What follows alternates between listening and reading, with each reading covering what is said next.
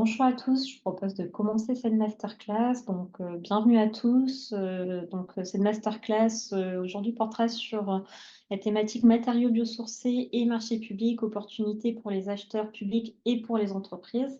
Comme vous voyez à l'écran, on a un certain nombre d'intervenants que je présenterai dans un instant. Pour me présenter rapidement, je suis Alice Ebog, je suis responsable du programme Commande publique Grand Est au sein de Grand Innov Plus, l'agence régionale d'innovation et de prospection internationale du Grand Est. Et j'en profite également pour remercier mes collègues Juliette Lacroix et Catherine Notte qui m'ont aidé à organiser cette masterclass. Peut-être pour poser quelques éléments de contexte avant de rentrer dans le vif du sujet. Aujourd'hui, la commande publique en région Grand Est, c'est 7,6 milliards d'euros. Donc là, uniquement pour l'année 2022, 18 000 consultations publiées et 8 000 acheteurs publics. Et donc, il faut savoir qu'au vu de la manne économique que représente la commande publique en région Grand Est, cette commande publique avait été priorisée comme levier de relance économique dans le cadre du Business Act Grand Est, qui était le plan de relance économique co-construit par la région, l'État et les opérateurs économiques en région. Ce levier de la commande publique ayant été priorisé, un certain nombre d'actions ont été mis en œuvre depuis l'année 2020, hein, dont un grand nombre sont opérés au sein de Grand Innov Plus, dont notamment le cycle de masterclass auquel vous participez aujourd'hui. On est sur la 11e masterclass dans ce cycle qui a débuté en 2020. Et également, au-delà de ce cycle de masterclass, nous opérons au sein de Grand Innov Plus avec le soutien de la région Grand Est un certain nombre de dispositifs qu'on pensait intéressant de vous rappeler. On opère notamment l'animation de la charte régionale de la commande publique, qui est une charte qui a été co-construite par 24 acheteurs et qui est aujourd'hui signée par plus de 90 acheteurs publics en région, qui vise à faciliter l'évolution des pratiques d'achat des acheteurs en faveur d'un meilleur accès des entreprises régionales à la commande publique. Donc là, c'est vraiment un dispositif d'animation dédié aux acheteurs publics avec des temps de sensibilisation, de retour d'expérience, des groupes de travail. Donc, si vous êtes un acheteur public qui n'est pas encore signataire de cette charte, vous pouvez vous rapprocher de nous, hein, on pourra vous retransmettre les coordonnées pour justement avoir plus d'informations et éventuellement rejoindre l'initiative. Également, on est au sein de Grand Innov Plus coordinateur du réseau Commande publique Grand Est, qui est un réseau fondé par 17 partenaires, donc la région, l'État, les consulaires et les agences de développement économique en région, qui vise à faciliter l'accès des entreprises du Grand Est à la commande publique et de favoriser le dialogue public-privé. Et dans ce cadre-là, on va organiser un certain nombre d'opérations au plus proche des territoires avec les partenaires pour justement sensibiliser les entreprises sur l'accès à la commande publique. Et également des référents, des points info commande publique sont à disposition des entreprises dans les territoires pour apporter un premier niveau d'information sur l'accès à la commande publique. Et donc tout ça, vous pouvez le retrouver sur le site du réseau Commande publique Grand Est. Voilà, donc dispositif vraiment dédié plutôt au conseil aux entreprises. Et également, on est opérateur de la plateforme Apogée, donc l'agrégateur de marché public du Grand Est, qui vise à centraliser les consultations ouvertes en un point unique pour faciliter la veille des entreprises. Et cette plateforme sur laquelle les entreprises peuvent se créer des profils de veille permet également aux acheteurs de publier leurs intentions d'achat et donc de permettre aux entreprises d'anticiper des marchés à venir. Et donc, c'est dans ce cadre de, voilà, on va dire, toutes ces actions en faveur de la commande publique qu'on organise ces masterclass. Et la masterclass de ce jour a pour thématique les matériaux biosourcés et les marchés publics. Et donc, c'est dans ce cadre-là qu'on souhaitait également vous mentionner, on va dire, une initiative assez structurante en région, hein, le contrat de filière pour le développement durable des fibres végétales en Grand Est, qui porte l'ambition de doubler la part des biosourcés dans les marchés bâtiments, textiles et composites plasturgie d'ici 10 ans. Et donc c'est une initiative qui a été co-construite et travaillée en concertation avec les acteurs de la filière, les représentants de l'État et la région Grand Est, comme vous le voyez, qui a été signée en 2022 par 53 partenaires et qui s'organise autour de 13 thématiques d'action que vous voyez s'afficher à l'écran et de 5 grands axes thématiques, donc que sont la gouvernance, l'offre, la demande, les compétences et la communication. Et comme vous le lirez, l'action 9 qui est dans l'axe demande vise à inciter les donneurs d'ordre du territoire à intégrer des fibres végétales dans leurs commandes. Et donc c'est aussi dans ce cadre-là que s'organise cette masterclass dédiée au sujet du biosourcé, donc dans le cadre plus global du contrat de filière. Un dernier élément de contexte également, avant de passer à la présentation de nos intervenants de ce jour. Aujourd'hui, nous avons fait le choix de focaliser sur le secteur du bâtiment. Il faut noter qu'en France, le bâtiment représente à lui seul 44% de la consommation énergétique annuelle et 25% des émissions de gaz à effet de serre. Et les matériaux biosourcés, dans ce cadre, constituent une alternative durable aux matériaux conventionnels et présente de nombreux avantages, réduction de l'empreinte carbone, meilleur confort thermique, stockage du carbone, etc. Et également vecteur de création de nouveaux emplois et d'emplois locaux. Ce que nous avons souhaité faire à travers cette masterclass aujourd'hui, c'est d'une part présenter l'état des lieux de la filière des matériaux biosourcés en Grand Est, de pouvoir également présenter les leviers juridiques et financiers mobilisables par les acheteurs publics pour faciliter le recours aux matériaux biosourcés dans leurs projets, et également de mettre l'emphase sur un retour d'expérience. Et donc pour vous présenter plus en détail le programme et nos intervenants de ce jour, alors nous commencerons par un état des lieux de la filière en Grand Est réalisé par Maureen Queberlé, qui est chargée de mission formation et bâtiment durable au sein d'Envirobat Grand Est et qui est également animatrice du collectif Biosourcés Grand Est. Qui sera accompagné de François Citel, qui est architecte et membre du comité de pilotage du collectif Biosourcé. Après cet état des lieux, nous aurons plutôt un pan dédié aux leviers juridiques activables par les acheteurs publics pour intégrer du biosourcé dans leurs commandes. Et donc, cette partie sera présentée par Cyril Pouvel, qui est chargé de mission filière verte, qualité de l'air intérieur et RE 2020 au sein de la DREAL Auvergne-Rhône-Alpes. Nous poursuivrons par un témoignage de la communauté de communes du Pays de Colombey et du Sud Toulois sur la construction d'une maison de service en matériaux biosourcés, avec un témoignage fait par Christophe Gézel, directeur général adjoint, et Camille Mougenel, qui est chef de projet et assistant maîtrise d'ouvrage. Et nous finirons par une présentation des dispositifs d'aide, et notamment d'aide financière disponibles en région. Cela sera présenté par Isabelle Saladé, qui est chargée de mission transition énergétique référente matériaux biosourcés au sein de la région Grand Est. Également, je vous précise qu'on aura un petit temps de questions-réponses si on arrive à tenir les timings d'intervention.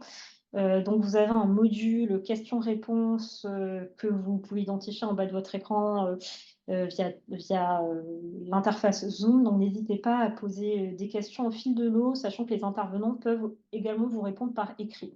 Et on gardera certaines questions pour la fin. Et également, j'anticipe la question, c'est une masterclass qui est enregistrée et un replay sera disponible sur notre site internet. Voilà pour les quelques éléments d'introduction.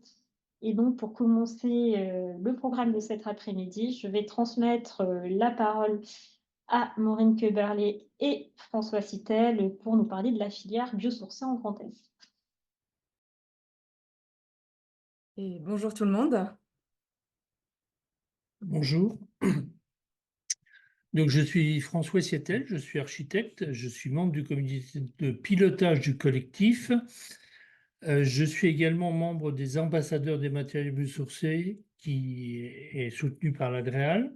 Je suis formé ProPaille et je suis adhérent au réseau français de la construction paille et à la filière paille Grand Est. Et je suis Maureen Queberlé, chargée de mission formation et bâtiment durable dans l'association Envirobat Grand Est, Arcade LQE, qui est un centre de ressources pour l'aménagement et les bâtiments durables dans le Grand Est. Notre mission chez Envirobat est de contribuer au développement soutenable de notre société en accompagnant l'évolution des pratiques des professionnels de ces secteurs. Envirobat Grand Est porte en son sein le collectif Biosourcé et je suis également de ce fait animatrice du collectif. Par rapport au collectif, il a été créé pour la valorisation et la promotion des matériaux naturels et biosourcés, géosourcés aussi, fabriqués et utilisés dans le Grand Est pour construire et surtout rénover des bâtiments le plus écologiquement possible. Nous abordons toujours les choses avec une démarche frugale et on est très attentif au bilan carbone et à la lutte contre l'artificialisation des sols. Le collectif est resté sous cette forme de collectif pour bien montrer qu'il réunit tous les acteurs, architectes, ingénieurs, thermiciens, bureaux de contrôle, fabricants, mais aussi producteurs, agriculteurs, pour la paille par exemple, maîtres d'ouvrage, organismes de formation, organismes d'aide associatifs, réseaux de promotion, entreprises du bâtiment. Toute la chaîne constructive est réunie pour échanger, apprendre de chacun et diffuser le plus d'informations sur l'utilisation et la mise en œuvre des matériaux le moins transformés possible et le plus sain. Alors, notre mission aujourd'hui est de vous présenter les filières biosourcées en Grand Est. On vous offrira un état des lieux de la filière, les bonnes raisons pour rendre les biosourcés essentiels dans vos marchés publics et les actions, des moyens de se former, s'informer et rencontrer. Donc, quand on parle de matériaux bio ou géosourcés, il s'agit de matériaux issus de la biomasse qui regroupent les matériaux biosourcés d'origine animale, comme la laine de mouton par exemple, la plume de canard dans d'autres secteurs, ainsi que d'origine végétale, le bois, la paille, bien connu, mais aussi le chanvre, le roseau, le liège, le miscanthus, le lin, le bambou, même la fibre de lavande et bien d'autres. Il faut bien distinguer le produit des matériaux. Par exemple, à partir du bois, on peut obtenir différents sous-produits. Des structures, telles que l'ossature bois, le colombage, des isolants, comme la fibre de bois et la ouate de cellulose, obtenue à partir de papier recyclé. Des finitions, telles que le bardage bois, le parquet par exemple, mais aussi des formes d'étanchéité, comme les panneaux pare-pluie en fibre de bois rigide. La paille, quant à elle, est utilisée comme isolant en restant la plus brute possible. Elle est simplement compactée et ficelée par une botteleuse ou insufflée en vrac. En termes d'assurance, les matériaux et les produits biosourcés disposent des normes, d'avis techniques, de DTU, ainsi que des règles professionnelles qui permettent de sécuriser l'accès à l'assurance. Dans certains cas particuliers, la réalisation d'une appréciation technique d'expérimentation, type ATEX, ou d'un avis de chantier peut également appuyer l'obtention d'une assurance. La région Grand Est est riche en de nombreux gisements naturels. On y trouve classiquement les possibilités d'utiliser le bois. N'oublions pas que la forêt du Grand Est est une des plus importantes de France. La paille, mais aussi plus spécifiquement, et notamment vers la Champagne, le chanvre.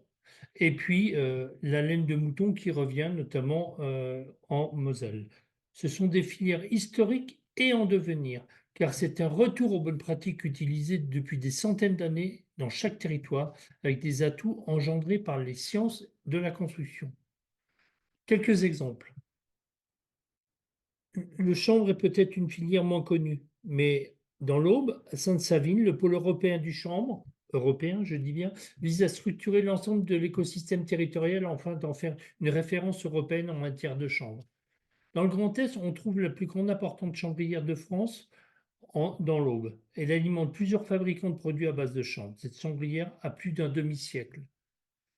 La paille est représentée nationalement par le réseau français de la construction paille. Et en Grand Est, la filière se structure progressivement au travers d'une association, Filière Paille Grand Est, qui a été créée et associée au collectif des biosourcés. La paille est un sous-produit de la culture des céréales. En 2013 et 2014, en Grand Est, on estimait à 8 millions de mètres cubes d'isolation en bottes de paille disponibles, en excès aux besoins agricoles. Ce n'est jamais contre les usages normaux que sont utilisés les matériaux biosourcés. Le contrat de filière sur les fibres végétales, bois, chanvre, lin, miscanthus, ortie, laine de mouton, etc., a été signé le 8 septembre 2022 lors de la foire de Châlons, comme ça a été évoqué précédemment. Il réunit plus de 50 acteurs. Il permettra de doubler la part des biosourcés dans les marchés de bâtiments d'ici 10 ans. La laine de mouton. Les changements d'habitude vestimentaire, les laines ordinaires sont désormais peu valorisées. Les moutons doivent être tendus. Valoriser dans ce contexte est essentiel pour permettre l'équilibre financier des élevages. Depuis 2022, la société coopérative Moslaine développe une filière de valorisation de la laine à l'échelle de la grande région. Il développe déjà des panneaux de fibres de laine et de la laine vrac dédiée à la construction. Le bois, la filière est bien installée, bien organisée. Elle est représentée par le Fibois Grand Est. Je vous renvoie également à la masterclass numéro 6 qui parlait du bois local dans la construction et qui abordait bien des points qui n'auront pas le temps d'être traités aujourd'hui. Donc j'ai transmis dans le chat, ce lien. Alors l'engagement en amont du maître d'ouvrage est bien sûr indispensable. On peut passer à la diapo suivante. Pour aborder sereinement un projet en biosourcé. Cela permettra dès le départ de s'entourer d'acteurs compétents et motivés. La demande des maîtres d'ouvrage peut être un levier pour chaque filière locale en devenir. Pour trouver des professionnels, le collectif Biosourcé Grand Est propose l'annuaire des annuaires. Nous vous transmettons le lien encore une fois dans le chat. On remarque depuis quelques années une évolution rapide des cartographies. Il y a de plus en plus de demandes et de professionnels formés. Le recours aux matériaux biosourcés représente une réponse au défi de la réduction de l'empreinte environnementale et sociale du bâtiment, dans la mesure où il possède une valeur ajoutée forte dans de nombreuses thématiques que nous allons décrire. Les matériaux biosourcés constituent une réponse à l'urgence climatique grâce au stockage du carbone durant le cycle de vie du bâtiment. Les qualités des biosourcés facilitent la réponse à la réglementation environnementale 2020. Les matériaux biosourcés sont conditions de la préservation du bâti avant 1945. En effet, construit à partir des ressources locales, le bâti traditionnel est souvent issu de matériaux bio et géosourcés. La gestion de la migration de vapeur d'eau au travers de matériaux perspirants est essentielle à la survie de l'édifice. Pour le confort et les performances énergétiques, les matériaux biosourcés présentent d'excellentes performances favorisant le confort en hiver, comme en été, une bonne régulation de l'hygrométrie, une insonorisation renforcée des bâtiments, une esthétique et un confort. Les matériaux biosourcés apportent un sentiment de bien-être aux habitants et aux utilisateurs des bâtiments. Ils participent également au respect d'une bonne qualité de l'air intérieur. Ce sont de véritables opportunités pour les collectivités. Ce sont des ressources locales renouvelables, peu transformées, à faible impact carbone. Ça capte et stocke le CO2. Ça valorise les métiers de l'agriculture et de la sylviculture. Ça crée des emplois non délocalisables et ça maintient des savoir-faire. C'est aussi une opportunité pour les entreprises, dans le respect de la santé des travailleurs en préservant une très bonne efficacité. Ça attire une nouvelle génération et des reconversions. Et ce qui favorise l'embauche. C'est un nouveau marché à investir, une opportunité, mais elle doit être prise très en amont du projet. Pour la question classique du coût. Les matériaux biosourcés n'engendrent pas systématiquement un surcoût des opérations, d'après l'étude sur les coûts des biosourcés du CEREMA en 2015 et des cumuls de retours d'expérience. Il faut alors distinguer les prix des matériaux, les coûts du bâtiment et les coûts du bâtiment dans le temps. Pour cela, il faut tout d'abord ne pas faire de comparaison hasardeuse. Il y a le temps de pose. La botte de paille, par exemple, est moins chère que la laine de verre, à résistance thermique équivalente, mais demande plus de main-d'œuvre. La durée de vie. La laine de verre perd en capacité au bout de 20 ans. La plus vieille maison en paille date de 1920. La paille n'a pas perdu en capacité. Pour la même conductivité thermique, la cellulose est moins chère que du polyuréthane. La laine de chanvre est plus chère que de la laine de verre. Cependant, l'isolation au sein d'un projet de construction correspond en moyenne seulement à 1% du coût final. L'impact sur le prix est à minimiser lorsque l'on prend en compte le coût global de l'opération. Mais rappelons qu'il faut surtout, pour réduire les coûts, rénover, construire en mutualisant les fonctions des mètres carrés. Il faut le bon matériau, au bon endroit, dans sa juste quantité. Dernier point sur les coûts du biosourcé, l'évolution du marché. Le coût dépend surtout du volume de vente. Il y a une tendance à la baisse avec le développement du marché et ainsi qu'avec l'amélioration de l'expérience des acteurs du bâtiment. En conclusion, construisons bien, construisons moins et construisons mieux. Se former, s'informer et se rencontrer, c'est essentiel pour le développement de la filière biosourcée, qui dépend de la montée en compétence de l'ensemble des acteurs de la construction. Différents organismes du Grand Est s'attellent à la proposition d'événements, de formations, de sensibilisation, de rencontres et de production de documents. Le premier est Envirobat Grand Est. Oui, Envirobat Grand Est, par sa veille et expertise, son réseau, ses nombreuses manifestations, permet aux professionnels de se tenir informés et de monter en compétences par le biais, par exemple, de sensibilisation personnalisée aux maîtres d'ouvrage. Vous pouvez tout simplement nous contacter si vous avez besoin de plus d'informations sur l'aménagement et le bâtiment durable. Nous rassemblons et diffusons des propositions de formation, d'événements, de sensibilisation et des documentations. Vous pouvez retrouver tout ça sur le site Envirobat Grand Est, que je transmettrai également dans le chat. Je vous invite à découvrir l'agenda des formations d'Envirobat Grand Est sur le site. Vous pouvez retrouver par exemple ce mois-ci des formations sur la RE 2020 et les matériaux biosourcés proposées par Solares Formation. Envirobat propose aussi par exemple cette semaine une formation Propay et il y en aura d'autres. On y retrouve également des documentations et fiches sur des réalisations exemplaires avec des matériaux biosourcés. Le collectif Biosourcés Grand Est organise une journée spéciale intitulée Bâtir des demain, qui aura lieu à Reims sur les matériaux biosourcés et géosourcés. C'est une sensibilisation gratuite. Il ne faut pas hésiter à venir s'y inscrire.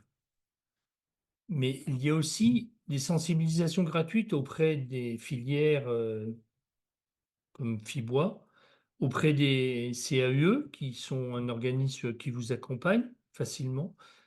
Il y a la sensibilisation des ambassadeurs des matériaux biosourcés. En 2 jours, vous faites le tour des questions essentielles pour comprendre les matériaux biosourcés. C'est mené par l'Adréal Grand Est. D'ailleurs, l'Adréal a créé en 2022 une journée de matériaux construction biosourcés où on va vous mettre le lien parce que le webinaire est intéressant et il est disponible en ligne. Alors, pour prendre part au développement et rencontrer les acteurs de la filière biosourcée, nous vous invitons à nous rejoindre dans le collectif en adhérant à Envirobat Grand Est. On vous remercie pour votre attention et n'hésitez surtout pas à nous contacter si vous avez plus de questions. Il y a des sources complémentaires, notamment le guide des matériaux biosourcés de la commande publique d'avril 2020. On va vous mettre les liens.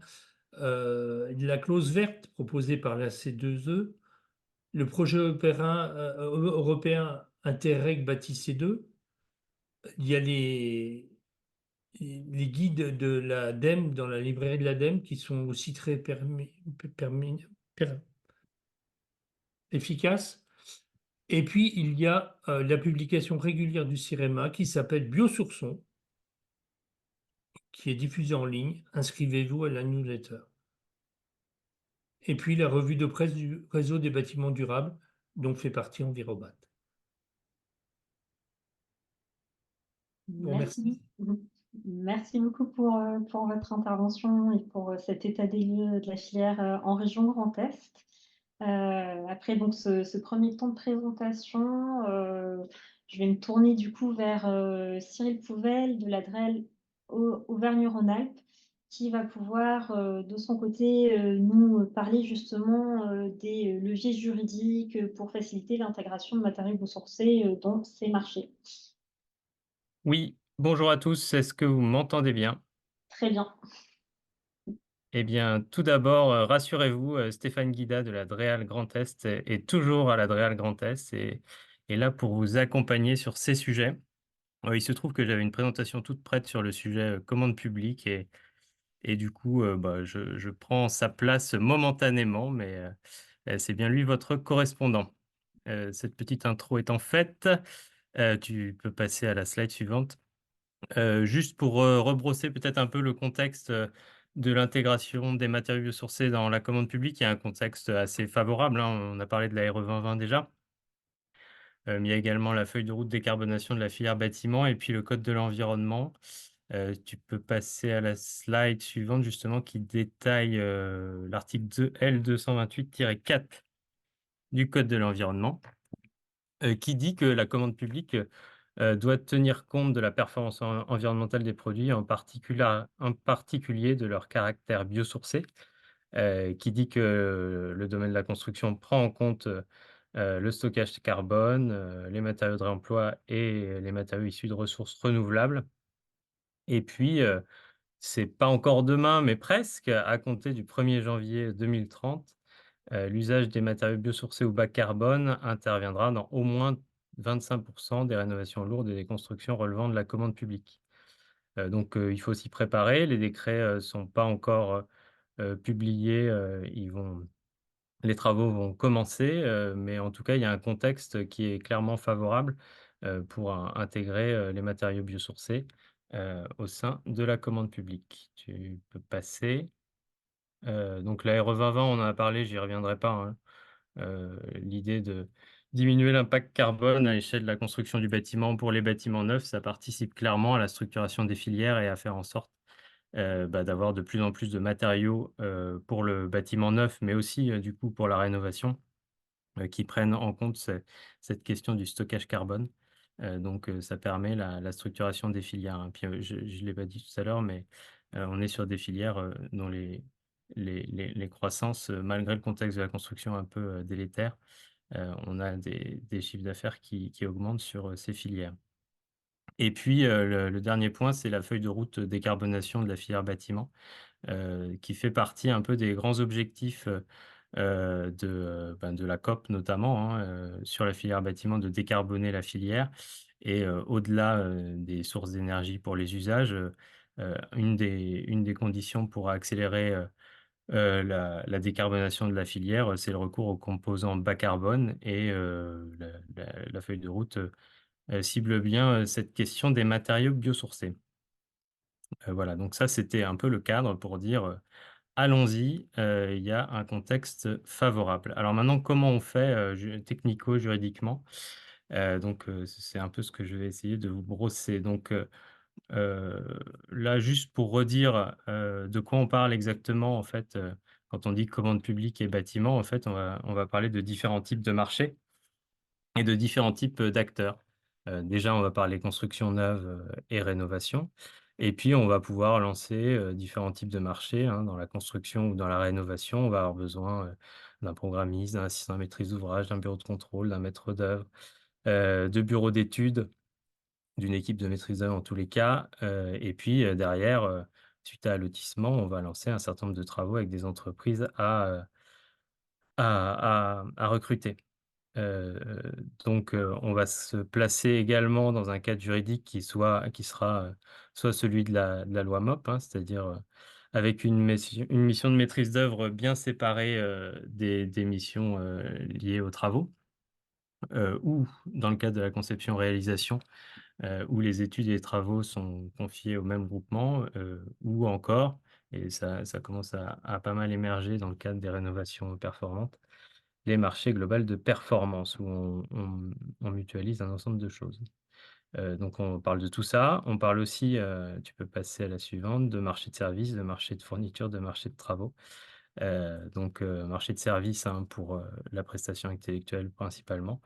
Les marchés de travaux pour les entreprises ou pour les marchés, de performance globale. Et les marchés de fourniture, ça peut intervenir, notamment sur certains lots, sur lesquels on a, besoin, d'un certain nombre de matériaux spécifiques, mais généralement, c'est plutôt l'entreprise qui s'en charge. Alors maintenant, plus spécifiquement, les biosourcés dans la commande publique, comment on fait? Allez, tu peux passer encore. Déjà, une, question, j'imagine que ça fait partie peut-être pour certains, d'un questionnement que vous pouvez avoir en marché public. Puis-je exiger dans mon cahier des charges l'emploi de matériaux bio, ou géosourcés? Oui ou non? Eh ben, la réponse, c'est clairement oui, et bah, ça il a déjà été mentionné, mais je pense que pas mal de vos réponses et le document est quand même relativement bien fait. Le guide des matériaux biosourcés dans la commande publique d'avril 2020 qui a été publié euh, par le ministère est une bonne ressource, hein, et pas mal de. Là, c'est une copie d'écran d'une page sur le sujet qui met bien en avant ce qui est possible et ce qui n'est pas possible. Donc, sur les types de marchés, dans l'objet du cahier des charges, donc dans l'objet de la prestation, on peut indiquer le type de matériau qu'on souhaite, qu'il soit biosourcé ou pas biosourcé. Et ici, dans le cas d'un matériau biosourcé, on peut, par exemple, dire bah, je souhaite avoir recours à un maître d'ouvrage pour mettre en place une faisabilité sur un bâtiment bois-paille. Dans le cas d'un environnement où on sait qu'il y a les compétences et on sait qu'il y a éventuellement une forte intensité concurrentielle. Quand on est moins sûr de son coût pour éviter d'avoir des marchés infructueux, on peut être un peu plus général pour bien tomber et pas forcément prescrire le type de matériau et laisser aussi plus grande liberté aux architectes et à la maîtrise d'œuvre de choisir en fonction de son projet le matériau le plus pertinent. Dans les marchés de travaux, c'est également possible de prescrire des matériaux, marché de fourniture également. Et quelque chose sur lequel beaucoup insistent, c'est la question des bureaux de contrôle. Alors, ce qui est compliqué quand on est un gros maître d'ouvrage, c'est que souvent on a un marché global avec un contrôleur technique, mais ce qui est quand même pas mal, c'est d'avoir un bureau de contrôle qui connaît bien ces sujets pour pas qu'ils vous mettent des choses qui, pendant le projet, vont mal se passer et avec des avis défavorables du contrôle technique. Donc, avoir la plus grande compétence possible, c'est important. Donc ça, c'est possible dans l'objet du marché. Et après, derrière, dans les spécifications techniques, selon chaque type de marché, eh ben, il va falloir, à l'intérieur du cahier des charges, préciser comment on va vérifier le fait on respecte ou non les différents niveaux d'ambition de la maîtrise d'ouvrage. Donc, par exemple, pour un maître d'œuvre ou pour un AMO, on peut faire référence à des labels existants. Donc, par exemple, dans le neuf, il existe un label matériaux biosourcés qui est en cours de refonte, hein, mais en tout cas, il y a un arrêté de 2012 qui décrit un certain nombre de niveaux. Ou pour le neuf, on peut aussi avoir recours à l'indicateur Stock-C qui est présent dans le calcul RE 2020. La rénovation, la question du label est en train d'être examinée et il devrait y avoir des arrêtés prochainement. Pour ce qui est des travaux, c'est possible également d'avoir recours à un certain nombre de prescriptions et en tout cas de prescrire les différents niveaux de performance souhaités.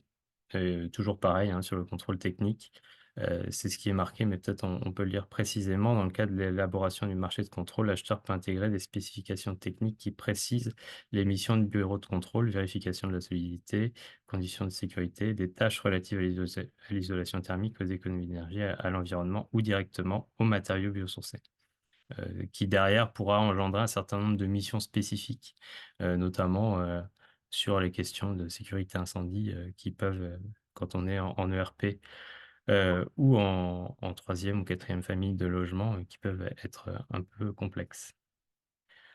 On peut passer. Donc là, bah, je ne vais pas y revenir, mais en gros, à chaque fois, c'est un peu l'idée, hein, puis ça vous donne les articles du code qui, le, qui précisent un peu pourquoi on peut bien préciser ça. Donc, dans l'objet du marché, hein, l'idée, c'est bien d'être en lien avec les objectifs de développement durable. Et puis, selon le type de marché, on voit ce qui est possible. Tu peux passer aussi. Voilà, sur les spécifications techniques, du coup, là, j'ai vu qu'il y avait deux. Donc, on est soit en termes de performance ou d'exigence fonctionnelle. Donc, pour la maîtrise d'œuvre, par exemple, je l'ai déjà dit, hein, le bâtiment pourra atteindre. Là, ça va trop vite, là, faut.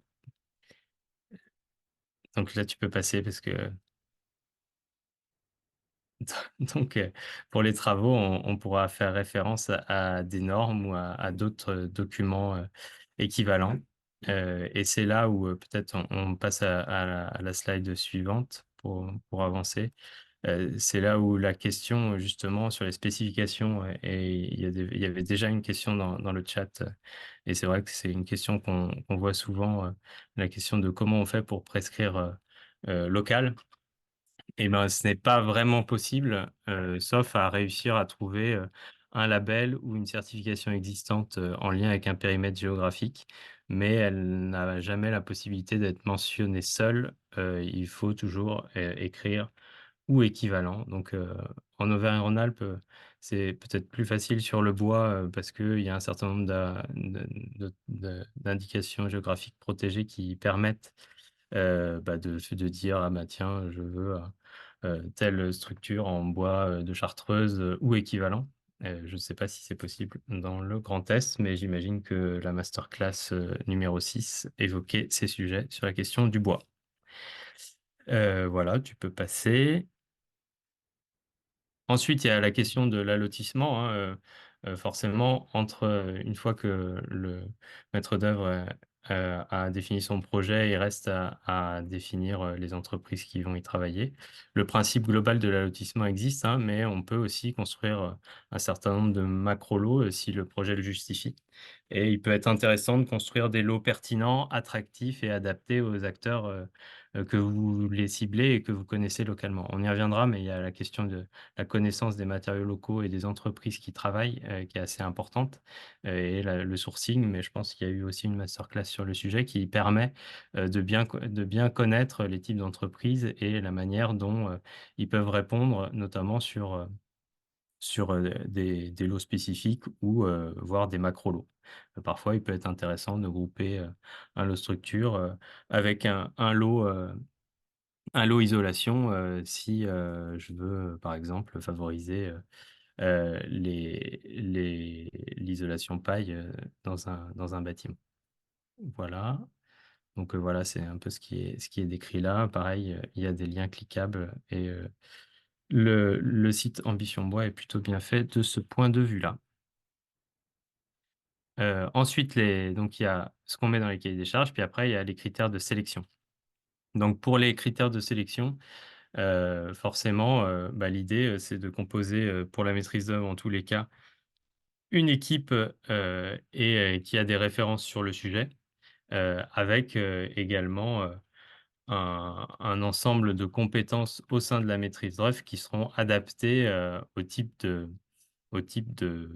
de d'objet du bâtiment que l'on souhaite. Par exemple, si on souhaite, un bâtiment en bois, heu Heu, si on souhaite un bâtiment en bois, il va falloir avoir, des BET structures, compétents sur le bois. Si on souhaite, faire un bâtiment, en terre, pareil, un bureau d'études structure, pertinent, compétent, qui a des références, sur le sujet. Sur les labels, ça peut être aussi, si on veut construire, en bois paille, forcément, c'est intéressant, et c'est fortement recommandé que, l'architecte qui intervient, ait fait, la Pro-Paille, heu et qu'il l'ait fait, avant, le le le projet, proprement dit. Heu Ensuite, sur la question des critères de sélection, on a eu de notre côté en Auvergne-Rhône-Alpes un retour intéressant d'un architecte, justement sur ces questions, de composition d'équipe, de peut-être, éviter, d'exiger l'exclusivité, des bureaux d'études. C'est une pratique, notamment pour limiter le nombre de réponses, heu et qu'un bureau d'études, hyper spécialisé, puisse être présent dans différentes équipes. Heu, le fait de limiter ça et d'exiger l'exclusivité, ça peut, écarter, certaines jeunes agences d'architecture, et ça peut empêcher, de travailler avec, certains BET pour les maîtres d'œuvre. Donc, sachant que, parfois sur des compétences hyper spécialisées comme, la terre crue, ou le bois paille, c'est le nombre de bureaux d'études, structure peut être limité, ça peut empêcher le nombre de réponses. On peut passer à la slide suivante. Ensuite, bon, ça, c'est une question un peu sur laquelle il n'y a pas vraiment de réponse, mais l'autorisation de variantes peut laisser la place à l'innovation. Donc, c'est intéressant d'y recourir. Après, ça peut avoir d'autres contraintes qui est justement de pas avoir le projet qu'on attend au départ. Et donc, ça peut avoir aussi, ça peut être contre-productif, mais ça peut être aussi intéressant pour laisser la place à l'innovation et puis de faire le lien avec les techniques existantes du côté des entreprises. On peut passer à la slide suivante. Donc, critères de sélection et puis maintenant critères d'attribution. Une fois que les équipes ont répondu, comment on fait pour choisir? Et ben, le marché doit effectivement prendre en compte un certain nombre d'éléments et peut-être ce qui est important, mais tu peux passer à la slide suivante, c'est la sélection des offres et du coup, forcément la question de la pondération de la note est assez essentielle. Donc, dans le guide de la DHUP, il y a une préconisation pour avoir 40 pour le prix et puis de sécuriser peut-être un certain pourcentage pour la qualité technique de l'offre, voire pour les références de l'équipe sur les questions biosourcées. Encore ce matin, un collègue en conduite d'op sur les opérations État nous disait qu'il y avait 10 de la note qui était sur la compétence de l'équipe spécifiquement sur la question des matériaux biosourcés. Donc, si l'État le fait, ça doit être possible ailleurs. Après, j'ai résumé un petit peu le processus, au-delà un peu de ces sujets, de marché un peu juridiques. Heu, il y a un réel besoin, de sourcing, hein, pour, pouvoir, prescrire la bonne chose et notamment être en lien avec ce qui existe localement. Bah, il faut bien connaître son territoire, les matériaux disponibles, qui ont été présentés, sans doute, juste avant. S'approprier les caractéristiques des nouvelles gammes et produits et dialoguer avec l'ensemble de la chaîne d'acteurs et des fournisseurs. Donc c'est important d'avoir, cette vision-là, et je pense que, ben, je sais pas, pour donner un exemple un peu caricatural, prescrire de la paille de riz, dans le Grand Est, ça a pas vraiment de sens. C'est possible, mais ça a pas de sens. Donc si on veut prescrire, des matériaux locaux, ben, mieux vaut, prescrire, les matériaux, qui existent, localement. Donc c'est un des moyens, un peu, basiques, mais si on veut prescrire local, il faut que ça soit possible localement de répondre à la demande. Donc d'où le besoin de sourcing. Ensuite, je pense à l'échelle d'un maître d'ouvrage qui a plusieurs opérations, peut-être se poser la question si je dois prioriser, sur quelle opération mettre en œuvre les matériaux. Donc, notamment avoir une approche sur la taille et l'objet de l'opération. Peut-être ça peut être plus facile de commencer petit, et d'avoir peut-être moins de problèmes, type, quand on commence à gagner en hauteur, on peut avoir, certains sujets, de bureau de contrôle notamment qui peuvent être compliqués. Et puis il faut faire le lien forcément avec le domaine d'emploi de certains matériaux et les impératifs, réglementaires. Pour l'instant, sur la paille, on est limité au R+2. Quand on veut faire plus, et ben, ça devient plus compliqué. Il faut aller sur des ATEX, donc voilà, c'est pour ça qu'il y a quand même un fort besoin de bien connaître, le domaine d'emploi sur le champ, sur la paille, ou alors sur les matériaux qu'on aimerait bien, préconiser. Sur les caractéristiques techniques de l'opération, hein, quand on est, par exemple sur du bâti ancien, ça a été dit tout à l'heure, ça peut être intéressant, voire primordial d'avoir recours, à l'isolation biosourcée. Donc si, il y a des priorités à faire, à l'échelle, de plusieurs opérations, peut-être cibler plutôt, l'opération, sur le bâti ancien. Ensuite, ça peut être sur l'objet de l'opération, hein, faire le lien avec, sur une école, une maison du projet, une maison de la nature, ça a tout à fait du sens, de proposer, des matériaux biosourcés. Après, ça peut être sur le délai de chantier, on n'a pas trop parlé encore, mais les solutions bois, et les solutions préfabriquées, les matériaux biosourcés peuvent tirer, leur épingle du jeu et on peut avoir, de la construction hors site, assez pertinente sur de la surélévation ou sur de la façade rapportée qui peut permettre de gagner du temps. Voilà, on peut passer à la slide suivante. Voilà, après, bah, c'est un peu la logique globale, hein, être bien guidé avec un bon AMO, choisir une équipe compétente sur les différents sujets et bien définir les missions de contrôle du bureau de contrôle. Mais je l'ai déjà dit, donc on peut passer à la suivante pour pas prendre trop de retard. Avoir une conception adaptée en lien avec les ressources locales, c'est pareil, je l'ai déjà dit, donc on peut passer. Et les étapes clés pour finir, pour chaque opération, afficher une volonté en amont dès la phase de programmation. Et c'est intéressant effectivement le fait que la commande publique et les intentions de chaque commande publique puissent être visibles. Donc, c'est intéressant d'avoir cette plateforme-là que je vous mentionnais au départ. Connaître les matériaux et savoir où les utiliser, je l'ai déjà dit, mais c'est relativement important. Réunir les bonnes compétences avec dans l'équipe de maîtrise notamment.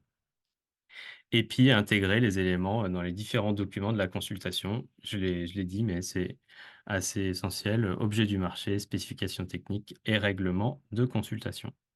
Et je crois que j'ai fini. Et c'est bien Stéphane, votre contact. Merci beaucoup Cyril. Et effectivement, vous retrouvez les coordonnées à l'écran de Stéphane Guida de l'Adréal Grand Est, que vous pouvez contacter si vous avez des questions. Merci beaucoup pour cette intervention sur plutôt ce qui relevait de logique juridique et de ce qui peut être actionné dans le cadre de la commande publique. Et ce que nous souhaitions à présent vous proposer, c'est un retour d'expérience sur un projet ayant eu lieu en région Grand Est et plus précisément porté par la communauté de communes du pays de Colombey et du Sud Toulois. Hop. Et donc qui est sur la construction d'une maison de service. Et donc pour faire ce retour d'expérience, je vais transmettre la parole à Christophe Gézel, directeur général adjoint de la communauté de communes du pays de Colombey du Sud Toulois, et également à Camille Mougenel, qui est chef de projet assistant à maîtrise d'ouvrage. Bien, bonjour à tous. Je vais vous faire une petite présentation de notre communauté de communes. C'est une communauté de communes rurale qui est située donc au sud-ouest de Nancy. C'est 38 communes pour 11 600 habitants et donc dans son bourg-centre, Colombey-les-Belles, c'est 1500 habitants. On va donc, au nord du territoire, aux portes de Toul, et au sud jusqu'à la plaine des Vosges. De l'ouest sur le pays du Saintois, à l'est, pardon, et à l'ouest jusqu'aux portes de la Meuse. Voilà. Maintenant, je vais vous présenter donc la présentation du projet, quelques chiffres. C'est sur la slide suivante.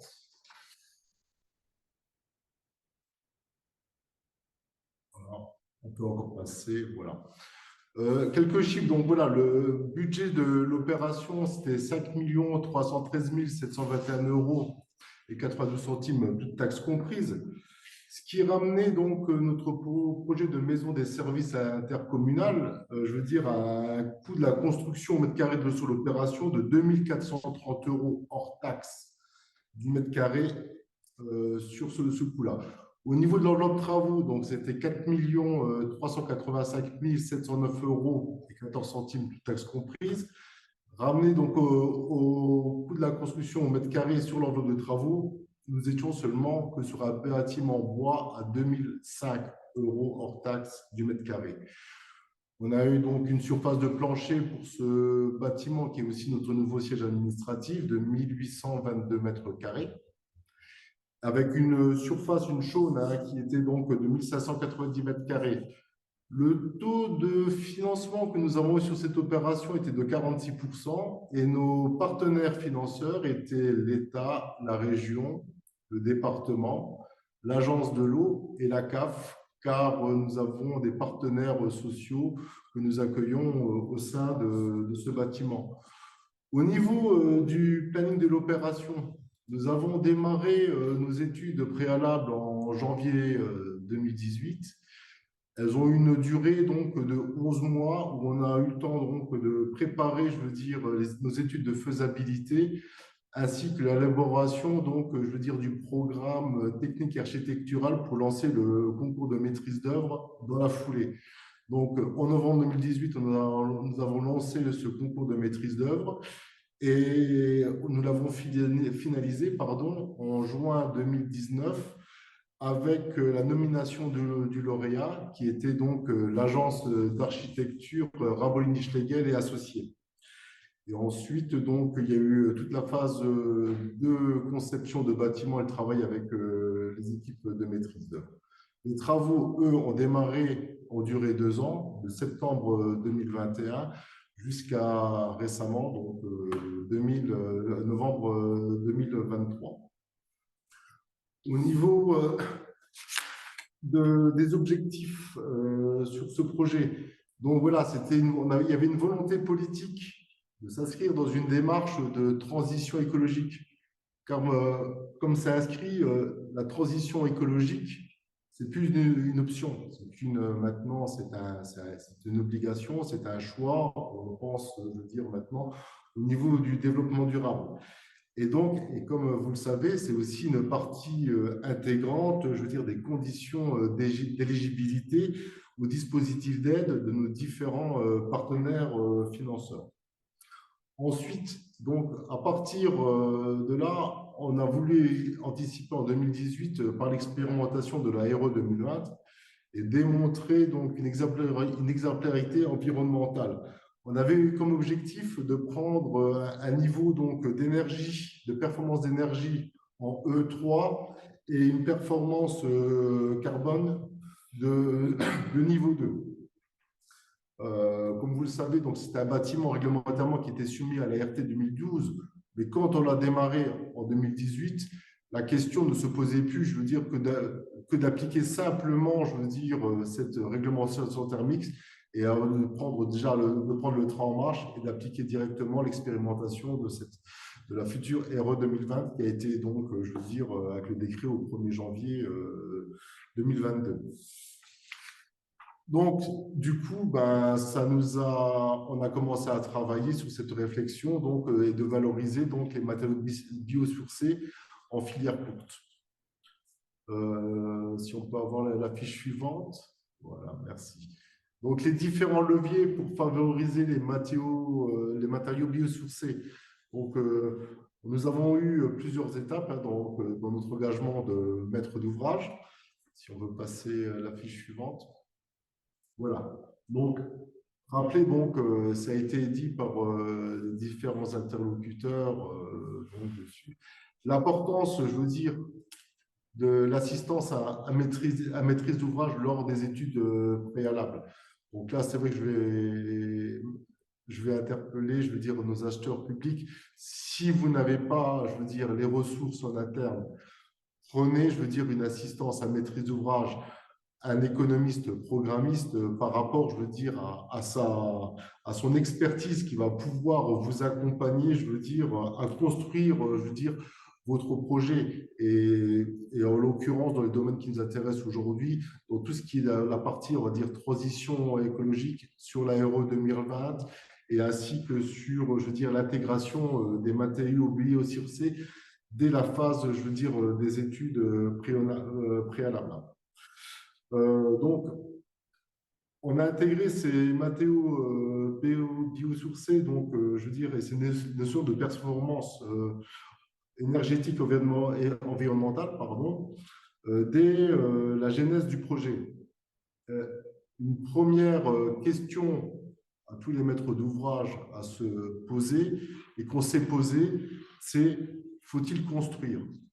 Déjà, de pouvoir, et nous, ce que nous avons fait, on a travaillé sur le potentiel du patrimoine bâti sur le secteur de Colombey pour voir si on ne pouvait pas intégrer d'abord une rénovation, je veux dire, et une transformation d'un bâti existant. Déjà, par rapport au bilan carbone qu'engendre, je veux dire, une construction neuve, ainsi que aussi l'ensemble des leviers aussi qu'il faut prendre en compte avec nos différents partenaires financeurs, hein, qui intègrent fortement aussi, je veux dire, la rénovation. Et bien sûr, comme avait déjà été évoqué, je veux dire, d'éviter d'augmenter l'artificialisation, je veux dire, des sols. Hein. Voilà. Et ensuite, donc, par rapport à ça, cette question a été posée avec notre AMO et lors de notre étude de faisabilité. Par rapport à notre besoin de bâtiment, je veux dire, on a fait le choix donc d'avoir d'une construction neuve. La réhabilitation n'a pas pu être mise en place. Et donc, ensuite, par rapport à ça, donc, comme on a fait le choix, donc, je veux dire, avec les élus, donc, d'avoir pris en compte, je veux dire, une construction neuve, donc, dès le début de nos études préalables, la prise en compte du coût global des investissements, que ce soit au niveau de nos dépenses, de nos recettes, et on a pris en compte donc l'exploitation, et je veux dire, durant toute la vie du bâtiment, les coûts d'exploitation sur 50 ans. À partir de là, on a vu que, je veux dire, notre projet pour une construction neuve en intégrant des matériaux biosourcés, je veux dire, a été, je veux dire, on a pu avoir le feu vert et d'avoir que notre projet était, je veux dire, faisable dès la genèse du projet.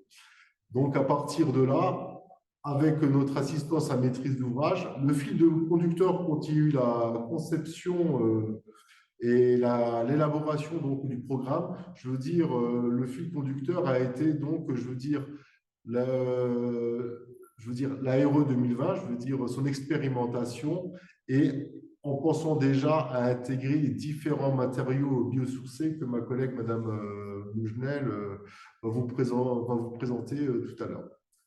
Voilà. Alors, un autre levier, on peut revenir à la slide précédente, s'il vous plaît. En fait, un autre levier que nous avons utilisé, c'est qu'une fois que le maître d'œuvre, donc l'agence Schlegel, a été lauréate du concours, on a travaillé, donc, comme ce qui a été dit précédemment, sur les différentes pièces des marchés de travaux, et notamment ce qui avait été demandé avec le maître d'œuvre. C'était dans les cahiers des clauses techniques particulières des marchés, d'avoir des petites spécificités par rapport à ça. On a du coup, dans les généralités de nos CCTP, indiqué un certain nombre de choses qu'on va voir par la suite.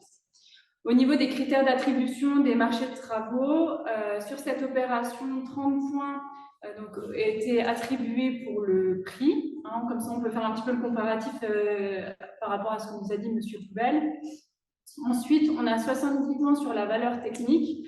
Et dans ces marchés de travaux, on avait donc sur ces 70 points, 30 points qui étaient consacrés sur la qualité technique des produits et matériaux employés et proposés, ainsi que la pertinence des informations relatives à ces produits et ces matériaux.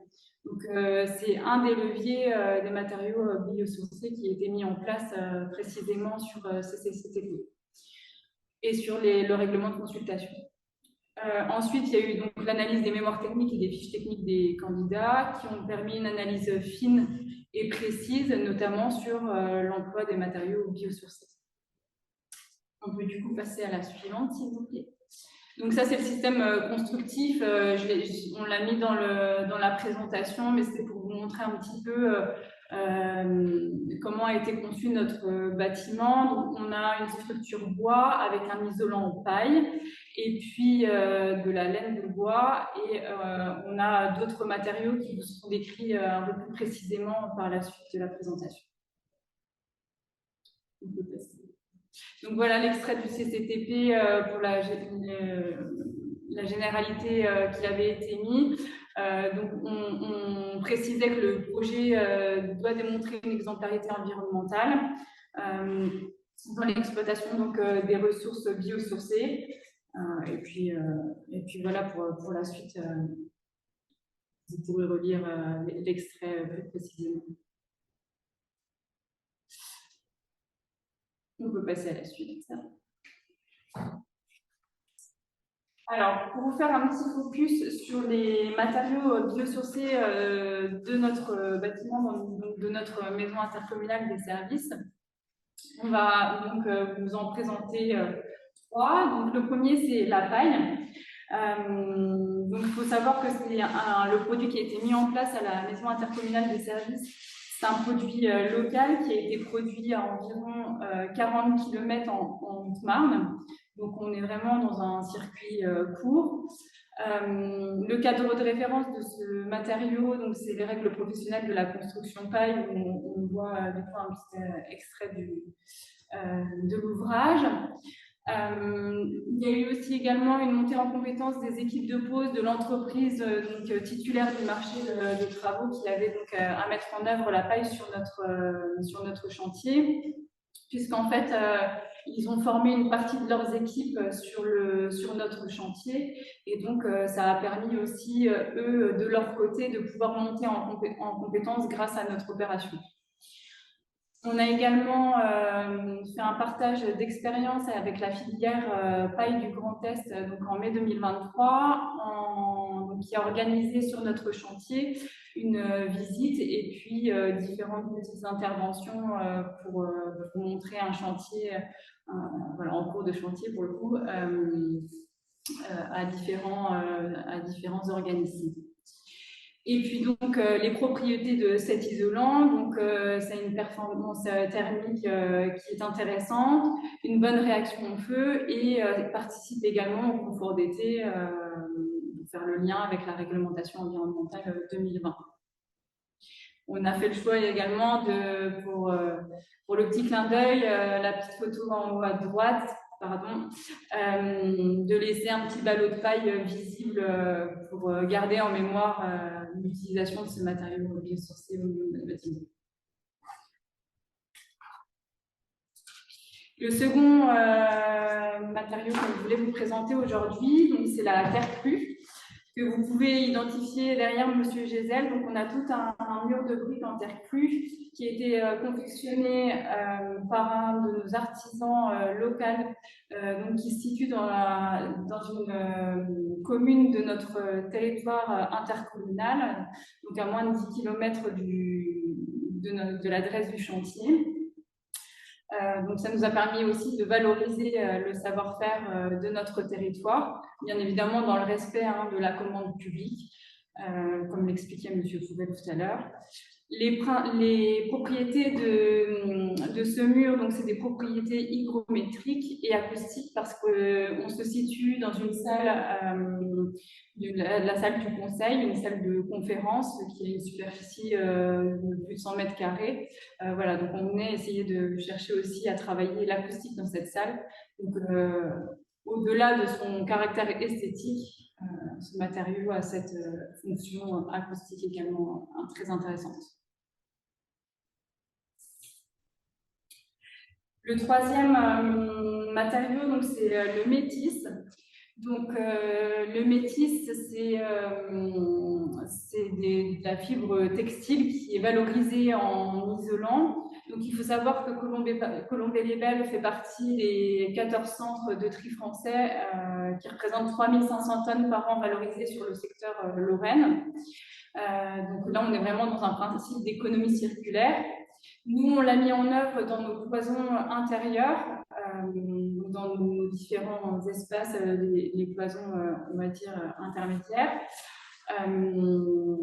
Les propriétés de cet isolant, c'est donc une isolation thermique, confort d'été et hiver, une régulation hygrométrique et acoustique également, puisque c'est les cloisons entre les différents bureaux, donc on allait aussi chercher de l'acoustique sur ce matériau.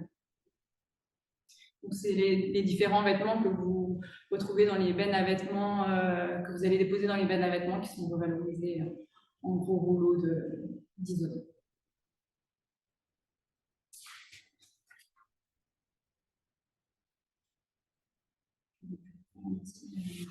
Je voulais juste aussi faire une petite parenthèse et faire un hors-sujet par rapport à notre thématique. Sur cette opération, on a pris au compte aussi, je veux dire, un traitement de l'air et une qualité d'air, donc par la mise en place d'un puits bioclimatique. Et par rapport à ce puits qui a été créé et proposé par la maîtrise d'œuvre, on l'a fait en place avec un procédé, donc, je veux dire, de l'usine de Saint-Gobain à Pont-à-Mousson, avec une fonte dédiée spécialement au traitement de l'air. Ensuite, nous avons un petit autre point. Donc aussi, on a mis en place un module, je veux dire, de traitement de l'eau écologique, hein, et aussi des alternatives à des adoucisseurs classiques, hein, dessus. Donc voilà, comme vous le savez, on a des problèmes sur nos secteurs de calcaire. Juste revenir un peu en arrière, s'il vous plaît. Voilà. Et bien sûr, de prendre en compte, je veux dire, la récupération, je veux dire, des eaux pluviales à la parcelle. Et ainsi que dans les opérations de travaux, avoir cette notion dès la partie, je veux dire, des terrassements généraux, de prendre en compte la réflexion donc, au niveau des déblais remblais et au réemploi, donc, je veux dire, des déblais, hein, sur site. Voilà. Ensuite, pour terminer sur un autre point, on avait mis en place, je veux dire, au début de l'histoire, il y avait une réflexion sur une chaudière un peu plus conventionnelle.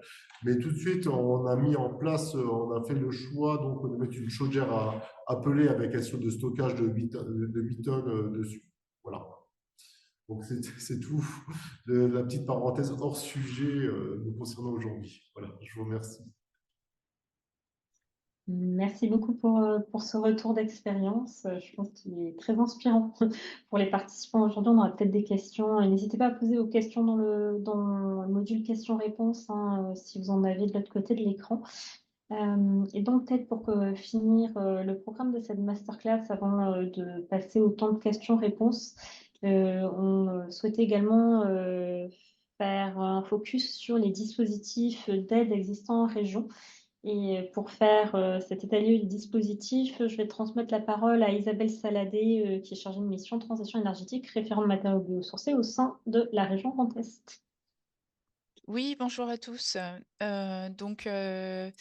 Isabelle Saladé, je vais vous présenter quelques dispositifs qui vont vous permettre peut-être de financer certains soutiens à l'usage des matériaux biosourcés dans vos projets de bâtiments publics.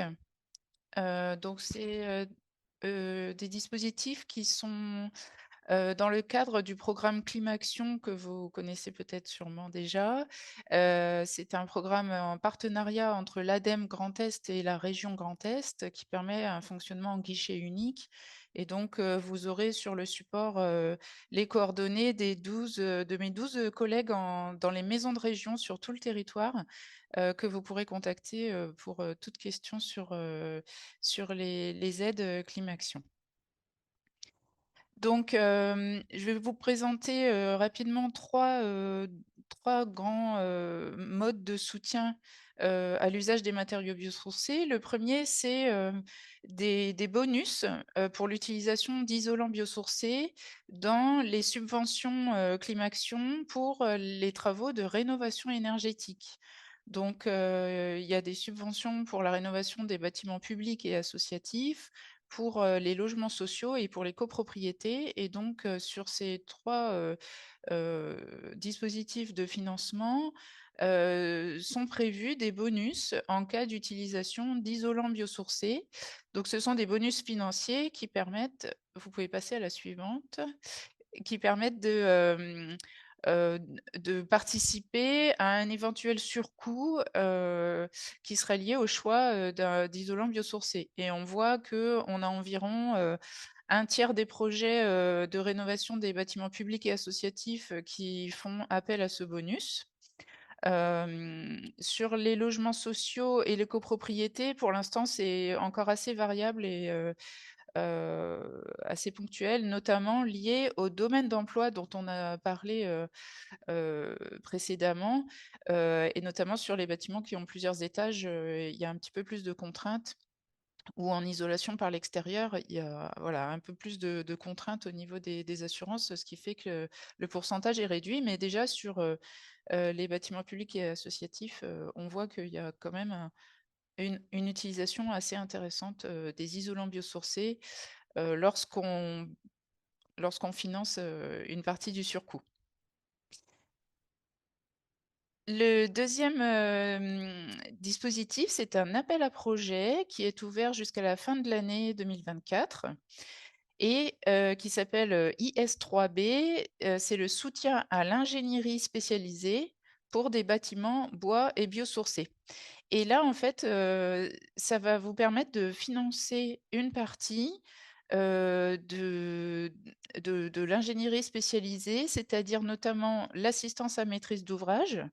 Donc, Cyril Pouvel a bien fait mention, et même dans l'exemple précédent, il a bien été rappelé l'importance d'avoir un assistant à maîtrise d'ouvrage compétent et d'anticiper le plus possible les caractéristiques qui permettent d'utiliser les matériaux biosourcés. Si on peut passer à la suivante.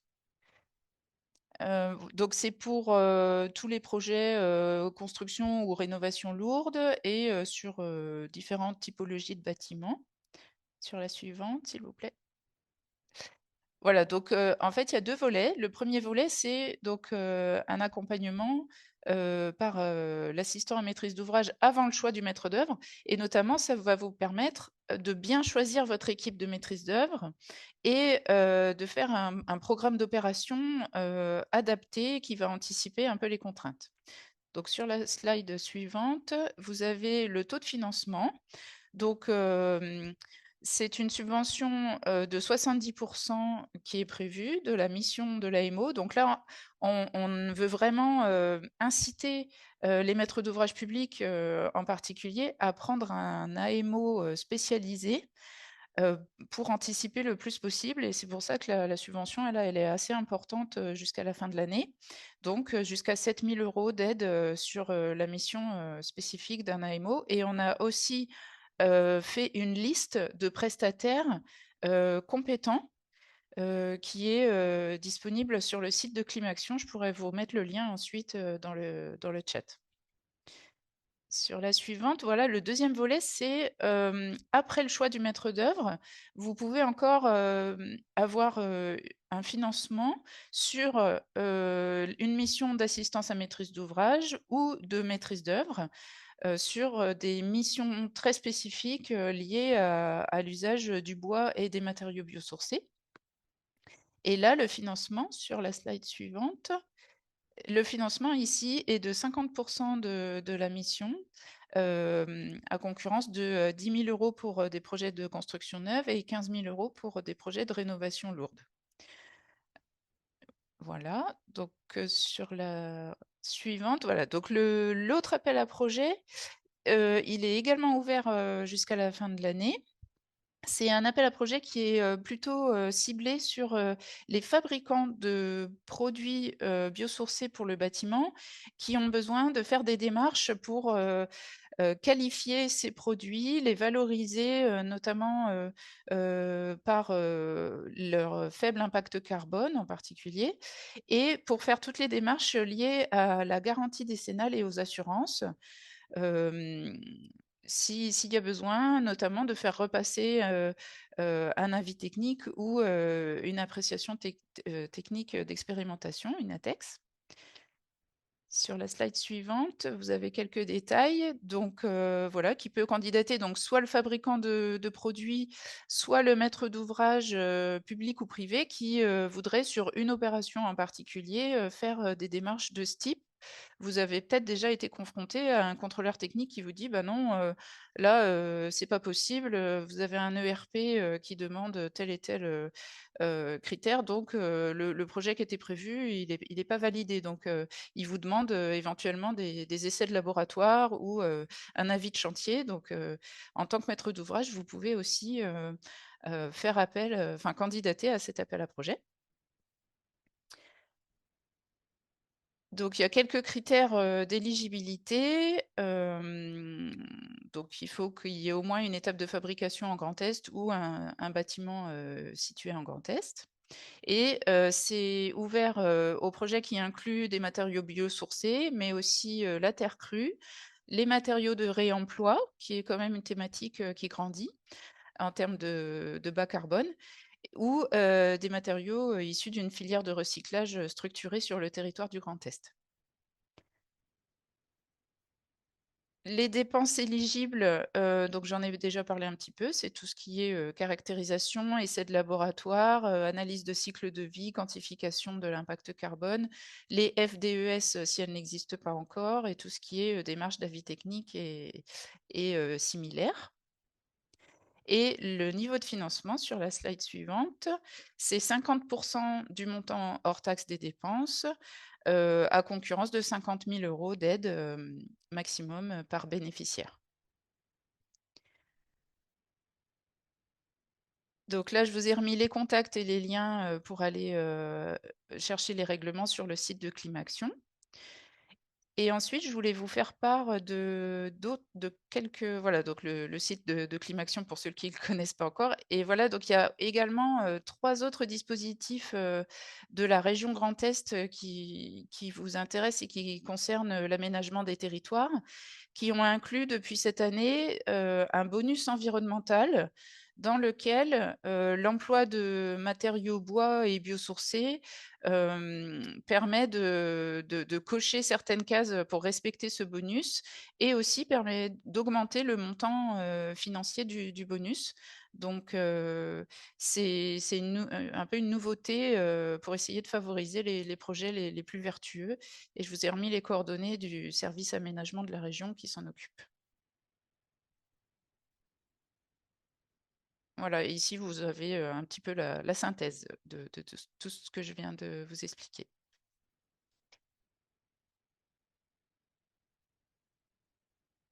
Merci Isabelle pour la présentation de tous ces dispositifs. Alors, on arrive à la fin de cette masterclass. On a encore une dizaine de minutes pour que vous puissiez poser vos questions aux intervenants. Donc, on a déjà quelques questions qui ont été remontées par le module questions-réponses ou le chat, avec certains éléments de réponse déjà apportés, mais je vais quand même en réaborder quelques-uns en temps de questions-réponses pour que nos intervenants puissent répondre de vive voix. Alors, on a eu, il me semble, 2 questions sur le sujet des préventions incendies et également des classements feu des produits. Alors, je vois que Cyril est en train de répondre à une des questions sur cette question des considérations prévention incendie. Est-ce que Cyril voulait que je vous passe la parole pour y répondre directement de vive voix?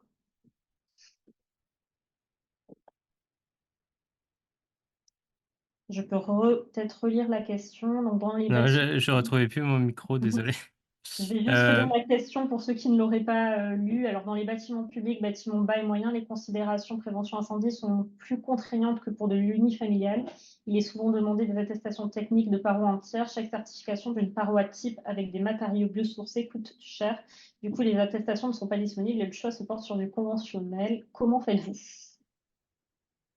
De mon point de vue, en paroi courante, sur des isolants biosourcés existants disposant d'un navet technique, il faut simplement avoir une plaque coupe-feu sans lame d'air entre l'isolant et le coupe-feu. Après, il y a quelques recoupements à voir quand on dépasse les 20 mètres. Il y a des règles spécifiques, mais il suffit de lire l'article AM8 pour les ERP, et c'est assez courant. Il me semble pas qu'il y ait de problème spécifique, en tout cas en isolation par l'intérieur, tant qu'on dépasse pas une certaine hauteur. Après, forcément, il y a certains endroits sur des planchers, par exemple, ou sur où on est obligé, quand on change d'étage, peut-être d'avoir un petit peu de laine de roche à la place si on est en laine de bois, mais il me semble que c'est possible. La seule contrainte, c'est qu'on n'a pas de vide technique pour faire passer les réseaux, et du coup, il faut faire passer les réseaux en apparent en bas,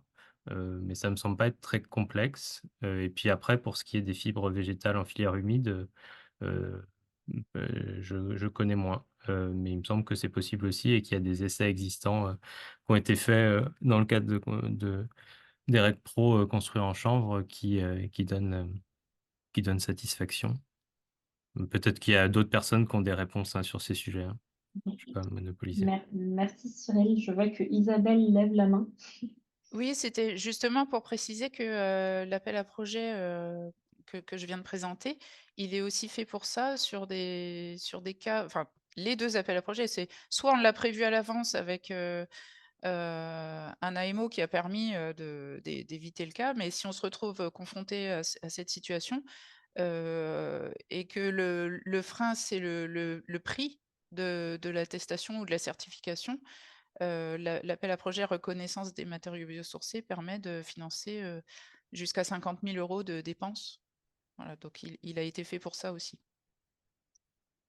Merci pour la réponse, Isabelle. Et donc, j'aurais peut-être une autre question qui vous concerne probablement.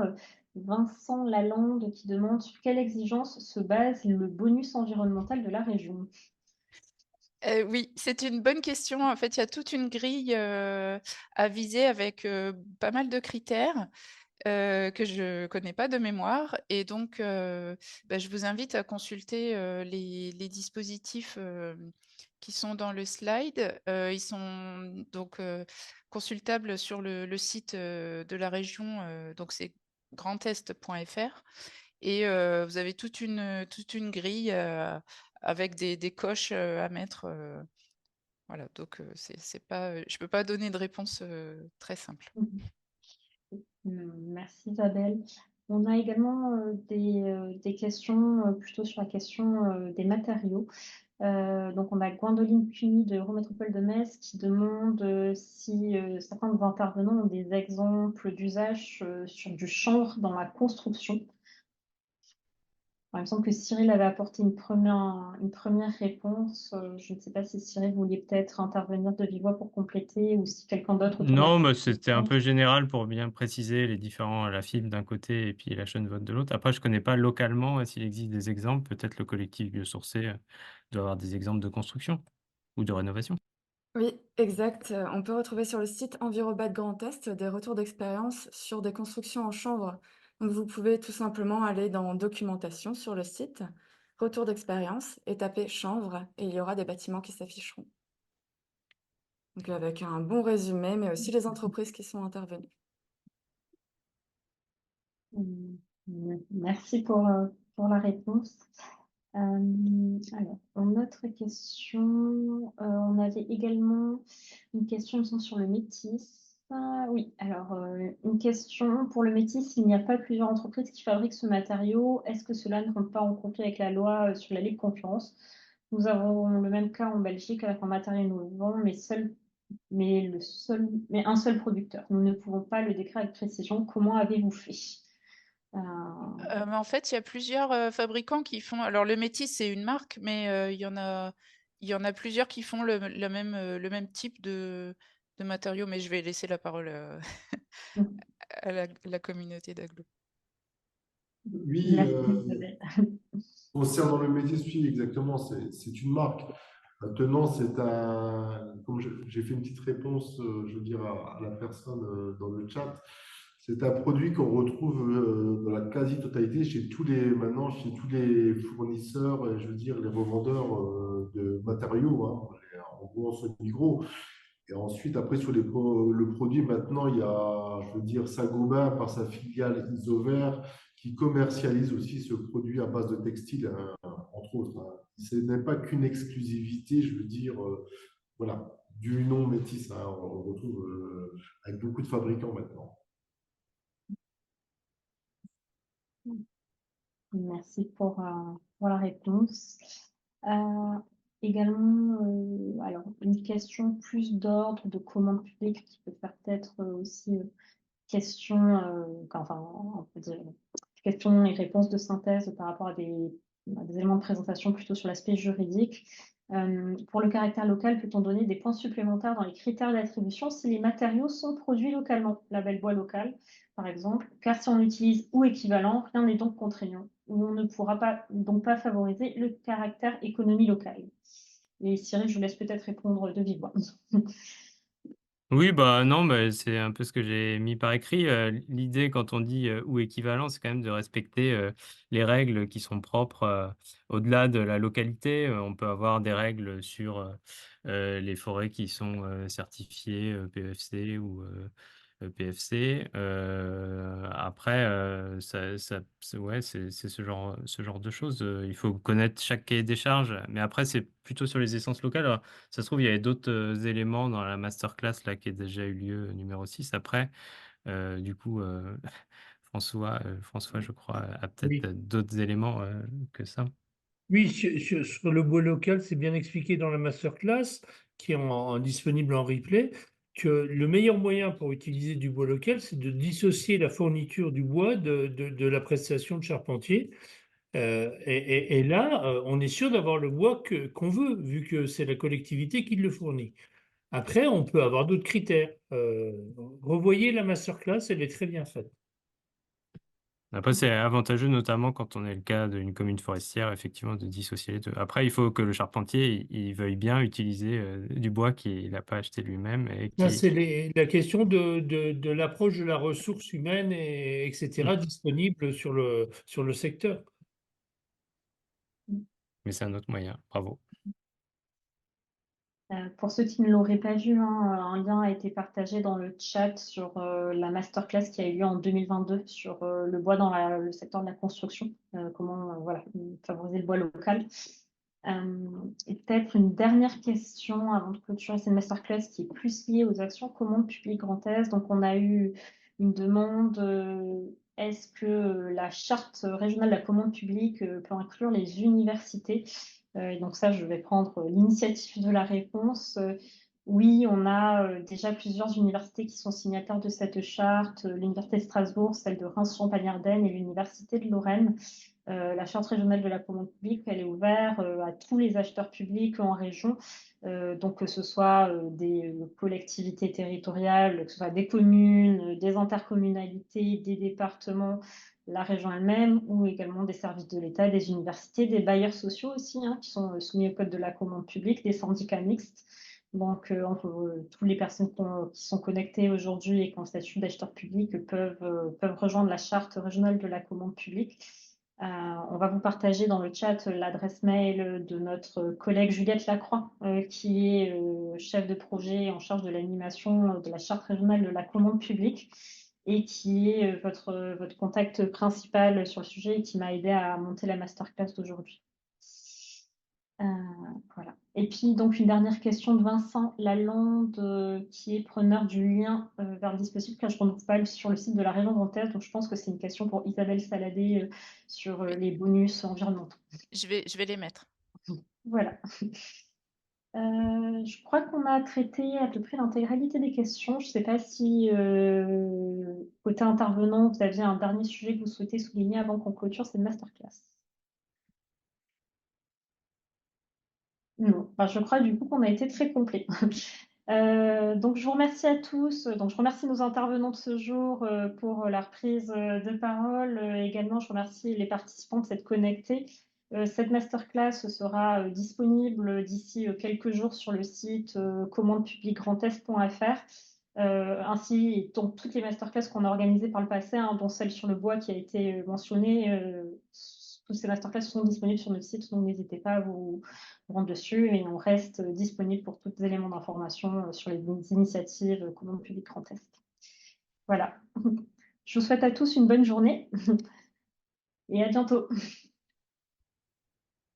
Merci, bonne journée. Au revoir.